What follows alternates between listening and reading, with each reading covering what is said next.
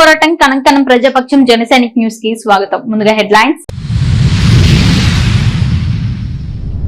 టీడీపీలో కీలకంగా నందమూరి తనయులు నారావారి కోడళ్లు.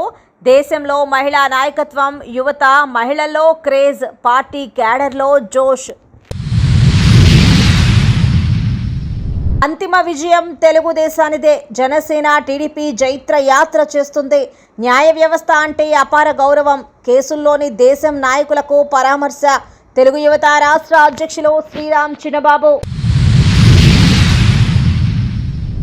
బ్రిటిష్ వారికి పట్టిన గతే జగన్ రెడ్డికి పడుతుంది. తెలుగుదేశం అధికారంలోకి రావటం పక్కా. ప్రజాస్వామ్యంలో నియంత్రణకు చోటు లేదు. మాజీ ఎమ్మెల్యే దొమ్మలపాటి రమేష్. ఉత్తమ ఉపాధ్యాయులకు ఉత్తమ అవార్డులు. గౌరవం దక్కించుకున్న జడ్పీ హైస్కూల్. షేక్ ముబారక్ బాషా, పఠాన్ మహమ్మద్ ఖాన్లకు అభినందనల వెల్లువ. జనం మనది, బలం మనది. ఏకమైతే రాజ్యం మనది. 80% బహుజనులకు 20% వాటా, 20% అగ్రవర్ణాలకు 80% పెత్తనం. ఎంతకాలం ఈ అణచివేత? పోరాడదాం రండి. బహుజన సేన అధ్యక్షుడు శ్రీచందు పిలుపు. 125 అడుగుల అంబేద్కర్ విగ్రహం నవంబర్ 26న ప్రారంభానికి ఏర్పాట్లు. చరితార్థుడు వైఎస్ జగన్మోహన్ రెడ్డి అంటూ కీర్తిస్తున్న అంబేద్కర్ వాదులు. డీటెయిల్స్ చూస్తే అంతిమ తీర్పు విజయం తెలుగుదేశం పార్టీదే అంటున్న రాష్ట్ర తెలుగు యువత అధ్యక్షులు శ్రీరామ్ చిన్నబాబు. వైసీపీ కక్ష సాధింపు చర్యలకు, అక్రమ అరెస్టులకు వచ్చే ఎన్నికల్లో జనాలు బుద్ధి చెబుతారని టీడీపీ జనసేన జైత్రయాత్ర ప్రభుత్వం ఏర్పాటు ఖాయమంటున్న శ్రీరామ్ చిన్నబాబు. కేసుల్లో ఇరుక్కుని జైళ్లలో మగ్గుతున్న టీడీపీ నేతలు, కార్యకర్తల కుటుంబాలను సందర్శించి ఓదార్చిన తెలుగు యువత రాష్ట్ర అధ్యక్షులు శ్రీరామ్ చిన్నబాబు. అక్రమ అరెస్టులు, కక్ష సాధింపు చర్యలకు పాల్పడుతూ అరాచక పాలన సాగిస్తున్న వైసీపీకు ప్రజలు రాబోయే ఎన్నికల్లో తగిన రీతిలో బుద్ధి చెబుతారని రాష్ట్ర తెలుగు యువత అధ్యక్షులు శ్రీరామ చిన్నబాబు అన్నారు. మంగళవారం ఆయన 20 రోజులుగా మదనపల్లె సబ్ జైల్లో మగ్గుతున్న టీడీపీ మైనార్టీ సెల్ నాయకులు, మాజీ సర్పంచ్ ఖాదర్ ఖాన్ను మదనపల్లె కోర్టు ప్రాంగణంలో కలిసి పరామర్శించారు. ఆనక కేసుల్లో ఇరుక్కొని బెయిల్ దొరక్క జైళ్లలో మగ్గుతున్న పలువురు టీడీపీ నేతలు, కార్యకర్తల కుటుంబాలను పరామర్శించారు. వారి కుటుంబ సభ్యుల బాగోగులు అడిగి తెలుసుకున్నారు. పార్టీ అండగా ఉంటుందని శ్రీరామ్ చిన్నబాబు వారికి ధైర్యం చెప్పారు. అక్రమ కేసులు న్యాయస్థానాల్లో నిలబడవని అన్నారు. న్యాయ వ్యవస్థ మీద తమకు సంపూర్ణ విశ్వాసం ఉందన్న శ్రీరామ్ చిన్నబాబు అంతిమ తీర్పు విజయం తమదే అని పేర్కొన్నారు. వైసీపీ ప్రభుత్వం కక్ష సాధింపు చర్యలకు పాల్పడుతోందని, దానికి తగిన మూల్యం రాబోయే రోజుల్లో చెల్లించుకోవాల్సి వస్తుందని అన్నారు. రాబోయే ఎన్నికల్లో టీడీపీ, జనసేన కలిసి 160 స్థానాల్లో గెలుస్తామని తెలిపారు. సురేంద్ర యాదవ్, సర్పంచ్ ప్రభాకర్, పెంచుపాడు స్వామి, మహబూబ్ ఖాన్, నాగరాజ, రవి, ఇతరులు తెలుగుదేశం పార్టీ నాయకులు పాల్గొన్నారు. 40 ఏళ్ల తెలుగుదేశం పార్టీ చరిత్రలో ఎన్నో విజయాలు, సవాళ్లు చవిచూసింది. అయితే నేడు గతంలో ఎన్నడూ లేని విధంగా తీవ్ర సంక్షోభ క్లిష్ట పరిస్థితులను ఎదుర్కొంటోంది. ఈ నేపథ్యంలో నందమూరి తనయులు, నారావారి కోడళ్లు అయిన భువనేశ్వరి బ్రాహ్మణి క్రియాశీలకంగా ముఖ్య భూమిక పోషించడానికి పార్టీ కష్టకాలంలో తోడు నీడై ముందడుగు వేస్తుండడం పార్టీ శ్రేణుల్లో జోష్ నింపుతోంది. ఇటీవల మోతమోగిద్దామంటూ పిలుపునిచ్చిన బ్రాహ్మణి అక్టోబర్ 2న సత్యమేవ జయతే దీక్షను సైతం నిర్వహించారు. తెలుగుదేశంలో ఎలాంటి బాధ్యతలైనా మోయడానికి తాను సిద్ధంగా ఉన్నానని తన చర్యల ద్వారా చెప్పకనే చెప్పటం బ్రాహ్మణి పొలిటికల్ ఎంట్రీకి సూచనగా రాజకీయ పరిశీలకులు అంచనా వేస్తున్నారు. సాక్షాత్తు పెద్ద రామారావు నామకరణం చేసిన బ్రాహ్మణి అందంలోనే కాక వాక్చాతుర్యంలోనూ జనాకర్షణ కలిగిన మహిళగా ఇప్పటికే నిరూపించుకుంది. ఇదిలా ఉంటే చంద్రబాబు నాయుడు అరెస్టు అనంతరం నారా బ్రాహ్మణి రాజమహేంద్రవరంలో ఉంటున్నారు. అయితే అకస్మాత్తుగా ఆమె కనిపించకుండా పోయారు. భువనేశ్వరి మాత్రమే పర్యటిస్తున్నారు. దీంతో అంతా బ్రాహ్మణి బిజినెస్లో బిజీ అయ్యారనే ప్రచారం జరుగుతుంది. కానీ అలాంటిదేమీ లేదని తెలుస్తోంది. బ్రాహ్మణికి రాజకీయంగా శిక్షణ ఇస్తున్నట్లు తెలుస్తోంది. ఎలా మాట్లాడాలి, తెలుగు భాషపై పట్టు వంటి అంశాలపై శిక్షణ ఇస్తున్నట్లు తెలుస్తోంది. 30 రోజుల్లో నారా బ్రాహ్మణికి అన్ని అంశాలపై అవగాహన కల్పించేందుకు ప్రత్యేక టీంను సైతం నియమించినట్లు తెలుస్తోంది.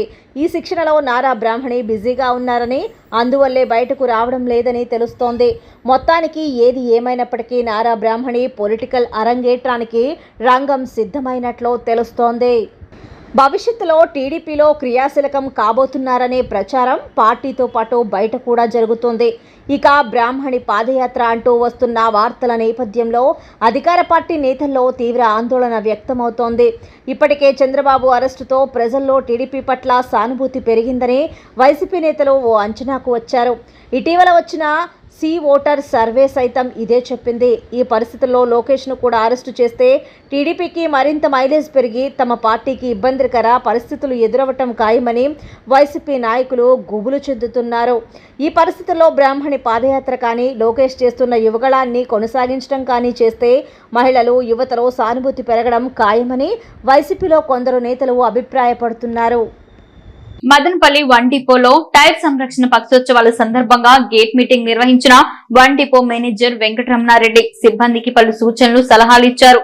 టైర్ మెకానిక్ సర్క్యులర్ ప్రకారం పనులు చేయాలి, టైర్ల పైన మెకానికల్ డిఫెక్ట్స్ లేకుండా చూడాలి అని అన్నారు. ఒకవేళ ఉన్న ఎడల వాటిని సరిచేయాలి. షిఫ్ట్ నందు టైర్లలో ప్రతిరోజు రాళ్లు తీయాలి. అలాగే అందరి సమిష్టి కృషితో అన్నమయ్య జిల్లాలో ఈపీకేలో మొదటి స్థానం మరియు ఓఆర్లో కూడా మొదటి స్థానం సంపాదించడం జరిగిందని, దీనికి సహకరించిన ప్రతి ఒక్కరికి అభినందనలు తెలిపారు. ఇదే స్ఫూర్తితో మున్ముందు అన్ని రంగాల్లో మదనపల్లి వన్ డిపోను ప్రథమంగా నిలపాలని కోరారు. అంతేకాక ఇంధనం పొదుపు చేసిన డ్రైవర్లకు ఈ సందర్భంగా బహుమతులు ప్రదానం చేయటం జరిగింది. ప్రఖ్యాత ఇంజనీరింగ్ కళాశాల Madanapalle institute of technology and science MITS లో national cadet corps cadet selections కళాశాల ప్రాంగణంలో నిర్వహించనున్నట్లు కళాశాల ప్రిన్సిపల్ డాక్టర్ సి యువరాజ్ అన్నారు. ఈ సెలక్షన్స్ లో 48 మంది విద్యార్థులు ఎంపికైనట్లు వెల్లడించారు. ఈ ఎంపికలకు కళాశాలలో బీటెక్ మొదటి సంవత్సరం చదువుతున్న విద్యార్థులకు నిర్వహించినట్లు ఆయన అన్నారు. ఇందులో చిత్తూరు నుండి 35, ఆంధ్ర బెటాలియన్ నుంచి subedar major, బఫ్నేట్, permanent instructor Mahesh మరియు గణేష్ ఆధ్వర్యంలో ఈ ఎంపికలు జరిగాయని తెలిపారు. ఇందుకు సుమారు 100 మంది విద్యార్థులు ఈ ఎంపికలకు హాజరైనట్లు, ఇందులో దేహదారుఢ్య పరీక్షలు మరియు పరుగు పందాలు నిర్వహించారని తెలిపారు. ఇందులో 48 మందిని ఎంపిక చేసినట్టు, ఇందులో 19 మంది బాలికలు, 29 మంది బాలురు ఉన్నట్లు ఆయన పేర్కొన్నారు. ప్రతిభ కనపరిచిన క్యాడెట్స్ ను కళాశాల correspondent doctor N Vijay Bhaskar Chowdary, executive director Keerthi Nadella, principal doctor C Yuvaraj, NCC lieutenant doctor N Naveen Kumar అభినందనలు తెలియజేశారు. రాష్ట్ర ప్రభుత్వం అత్యంత ప్రతిష్టాత్మకంగా విజయవాడలో చేపట్టిన 125 అడుగుల భారీ అంబేద్కర్ విగ్రహం చూపర్లను ఆకట్టుకుంటుంది. ఆంధ్రప్రదేశ్ ప్రభుత్వం విజయవాడ స్వరాజ్ మైదానంలో 18 ఎకరాల్లో 268 కోట్లతో నిర్మిస్తున్న డాక్టర్ బాబాసాహెబ్ అంబేద్కర్ విగ్రహం మరియు స్మృతివనం పనులు తుది దశకు చేరుకున్నాయి. నవంబర్ 26న సీఎం వైఎస్ జగన్మోహన్ రెడ్డి చేతుల మీదుగా అంబేద్కర్ విగ్రహం మరియు స్మృతివనం ప్రారంభించేందుకు ఏర్పాట్లు చేస్తున్నారు. అంబేద్కర్ భారీ విగ్రహాన్ని ఏర్పాటు చేస్తున్న రాష్ట్ర ముఖ్యమంత్రి జగన్మోహన్ రెడ్డి పేరు చరిత్రలో చిరస్థాయిగా నిలిచిపోతుందని అంబేద్కర్ వాదులు సంతోషం వ్యక్తం చేస్తున్నారు. మంగళవారం మదనపల్లి మాజీ శాసనసభ్యులు, నియోజకవర్గ ఇన్ఛార్జ్ దొమ్మలపాటి రమేష్ ఆధ్వర్యంలో నిర్వహిస్తున్న బాబుకి తోడుగా ఒక నియంత్రణపై పోరాటానికి మేము సైతం రిలే నిరాహార దీక్ష కార్యక్రమం నేటికి నిరంతరాయంగా 20వ రోజుకు చేరుకుంది. ఈ సందర్భంగా దొమ్మలపాటి రమేష్ మాట్లాడుతూ, దేశానికి స్వాతంత్ర్యం కోసం బ్రిటిష్ ప్రభుత్వంపై తిరగబడి ప్రజలలో మార్పు తీసుకువస్తున్న వారిపై కఠిన శిక్షలు అమలు చేస్తూ కారాగారంలో బంధించేవారు ఎందరో మహాత్ములు దేశ స్వాతంత్ర్యం కోసం జైలుకు వెళ్లారు. మళ్లీ ఇప్పుడు బ్రిటిష్ పరిపాలన కూడా తలదన్నే విధంగా ఈ జగన్ ప్రభుత్వం పరిపాలన సాగిస్తోందని, ప్రజాక్షేత్రంలో ప్రజల మన్ననలు పొందుతూ ప్రజల సమస్యలపై పోరాటం చేస్తున్న వారిపై తప్పుడు కేసులు పెట్టి ఇబ్బందులకు గురి చేస్తూ సైకో పాలన సాగిస్తూ ప్రజా సంక్షేమం పక్కన పెట్టి స్వలాభం చూసుకుంటున్న జగన్ రెడ్డి కింద పడే కాలం దగ్గరలోనే ఉందన్నారు. భారతదేశానికి స్వాతంత్ర్యం వచ్చి బ్రిటిష్ వారి జాడ అంతమొందిన విధంగా మీ ప్రభుత్వం కూడా నామరూపాలు లేకుండా పోతుందని పేర్కొన్నారు. ఈ కార్యక్రమంలో మదనపల్లి నియోజకవర్గ తెలుగుదేశం పార్టీ నాయకులు, కార్యకర్తలు పెద్ద ఎత్తున పాల్గొన్నారు. చంద్రబాబు క్వాష్ పిటిషన్ విచారణను సుప్రీంకోర్టు వచ్చే సోమవారానికి వాయిదా వేసింది. హైకోర్టు ముందున్న అన్ని పత్రాలను తమ ముందు ప్రవేశపెట్టాలన్న ధర్మాసనం ఆదేశించింది. చంద్రబాబు పిటిషన్ పై సుప్రీంకోర్టులో వాడివేడిగా వాదనలు సాగాయి. చంద్రబాబు తరపున హరీష్ సాల్వే, సిద్ధార్థ లూద్రా సింఘ్వి వాదనలు వినిపించారు. ప్రభుత్వం తరపున వాదనలు ముకుల్ రోహత్గి వాదించారు. ఇదిలా ఉండగా ఓటుకు నోటు కేసులో సుప్రీంలో టీపీసీసీ చీఫ్ రేవంత్ రెడ్డికి చుక్కెదురైంది. సుప్రీంకోర్టులో ఆయన వేసిన పిటిషన్ను ధర్మాసనం డిస్మిస్ చేసింది.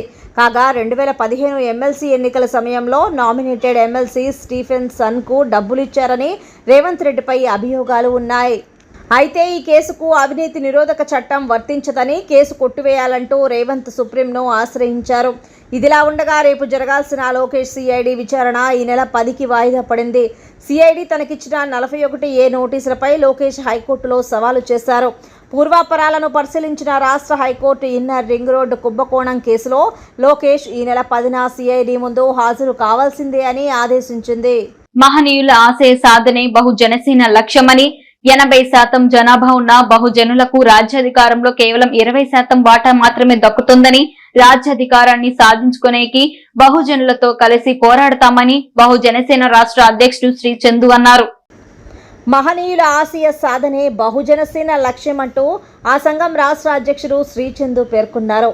జనం మనది, బలం మనది, ఏకమైతే రాజ్యం మనది అనే నినాదంతో ఆ సంఘ నాయకులు మంగళవారం స్థానిక అక్షయ ఫంక్షన్ హాల్లో పెద్ద ఎత్తున సమావేశం నిర్వహించారు. ఈ సందర్భంగా చందు మాట్లాడుతూ సామాజిక పరిణామాలకు మూల కారణం కుల వ్యవస్థ అని, కులాల యొక్క జాడ్యాన్ని రూపుమాపేందుకు బుద్ధుడు, ఫూలే, పెరియార్, సయ్యద్ అహ్మద్ ఖాన్ తదితర మహనీయుల త్యాగాల కారణంగానే దేశం గర్వించదగ్గ స్థితిలో ఉందని పేర్కొన్నారు. జనం మనది, బలం మనది, ఏకమైతే రాజ్యం మనది అనే గొప్ప సంకల్పంతో బహుజనులు ఏకమై హక్కులు, రిజర్వేషన్లు, చట్టాలు, రాజ్యాధికారం సాధించుకుందామంటూ ఆయన పిలుపునిచ్చారు. నాయకుడు గౌరవ శ్రీ చందు గారు మదనపల్లి జిల్లా కోసం అహర్నిశలు కష్టపడి మరియు ప్రజలకు జిల్లా యొక్క ప్రాముఖ్యత తెలియజేయడంలో కీలక పాత్ర పోషించి సుమారు 675 రోజులు ప్రతిరోజు ఒక కొత్త నిరసనతో మదనపల్లి నుండి అమరావతి వరకు మదనపల్లి జిల్లా ఉద్యమాలు నడిపించిన గొప్ప నాయకుడు గౌరవ శ్రీ చందు గారు. ఢిల్లీ టు ఢిల్లీ ఎన్నో ఉద్యమాలు పూనుకొని పేద ప్రజల సమస్యల కోసం ధర్నాలు, రాస్తారోకాలు, అక్రమ అరెస్టులు, ఎన్నో అవమానాలు సైతం ఎదుర్కొని నేడు మన ముందుకు మనకు మనమే బలం, మనందరము కలిస్తేనే రాజ్యాధికారం, మరొక్కసారి మనకు మనమే బలం, మనమందరము కలిస్తేనే రాజ్యాధికారం అనే గొప్ప సంకల్పంతో మన ముందుకు విచ్చేస్తున్న గౌరవ శ్రీ చందు గారు బహుజన సేన యొక్క కార్యాచరణలు అందరికీ ఉద్యమ జైభీములు తెలియజేసుకుంటూ కొంతసేపు అందరూ కూడా మన పెద్దవాళ్ళు చెప్పేది కూడా పూర్తిగా వినల్లా. ఇన్ని రోజులు ఈనకనే మనం ఎట్లయిపోతున్నామో, రే తమ్ముళ్ళారా అందరూ వినండి. ఇంటేనే మన భవిష్యత్తు ముందరికి పోతామా ఎనికిపోతాం అనేది తెలుస్తుంది. దయచేసి కొంతసేపు ఓపికగా ఉండండి. అదే విధంగా మిత్రులారా, ఈ రోజు బహుజన సేన అంటే ఒక కులానికి, మతానికి, దేనికి కూడా సంబంధం లేని విషయం. ప్రతి ఒక్కరు కూడా బహుజన సేనలో కుటుంబ సభ్యులే. ఈ రోజు బహుజన సేనలో ఎంతమంది ఇంకా యువత ఎంత ఎత్తుగా చేరితే అంత బలంగా ఉంటుంది. మీరు ఒకటి గుర్తు పెట్టుకోండి, ముఖ్యంగా మీకు ఏ సమస్య వచ్చినా అర్ధరైతులైనా ఖచ్చితంగా బహుజన సేనలో పనిచేసే వాళ్ళు మదనపల్లిలోని జెడ్పీ ఉన్నత పాఠశాలలో హిందీ, ఇంగ్లీష్ టీచర్లుగా పనిచేస్తున్న షేక్ ముబారక్ బాషా, పఠాన్ మహమ్మద్ ఖాన్లు కడప రాజంపేట పార్లమెంట్ నియోజకవర్గ పరిధిలో ఉత్తమ ఉపాధ్యాయ అవార్డుకు ఎంపికయ్యారు. ఈ మేరకు మంగళవారం వైఎస్ఆర్ కడప జిల్లా పరిషత్ కార్యాలయం నుంచి వారికి సమాచారం అందింది. ఉపాధ్యాయ వృత్తిలో చిత్తశుద్ధితో పనిచేయడంతో పాటు గత అనేక సంవత్సరాలుగా వారి వారి సబ్జెక్టులలో 100% ఉత్తీర్ణత సాధించడం, విద్యార్థుల సర్వతోముఖాభివృద్ధికి చేస్తున్న కృషిని గుర్తించి అవార్డుకు ఎంపిక చేసినట్లు కడప జెడ్పీ కార్యాలయం తెలిపింది. 5v2 ఇందులో భాగంగా ఈ నెల 5న అంతర్జాతీయ ఉపాధ్యాయుల దినోత్సవం సందర్భంగా కడపలోని జెడ్పీ కార్యాలయంలో రాష్ట్ర మంత్రులు, ZP chairman Akepati Amarnath Reddy, parliament సభ్యులు, శాసనసభ్యుల చేతుల మీదుగా ముబారక్ బాషా, మహమ్మద్ ఖాన్లు అవార్డు అందుకోనున్నారు. కాగా వారికి అవార్డు రావడం పట్ల జిల్లా విద్యాశాఖ అధికారి శ్రీరామ్ పురుషోత్తం, మండల విద్యాశాఖ అధికారి ప్రభాకర్ రెడ్డి, జెడ్పీ ఉన్నత పాఠశాల హెడ్ మాస్టర్ సుబ్బారెడ్డి, పాఠశాల సిబ్బంది వారిని అభినందించారు. క్షణక్షణం పోరాటం, కణం కణం ప్రజాపక్షం. జనసైనిక్ న్యూస్ ఇంతటితో సమాప్తం. తిరిగి రేపటి బులెటిన్ లో మళ్ళీ కలుసుకుందాం.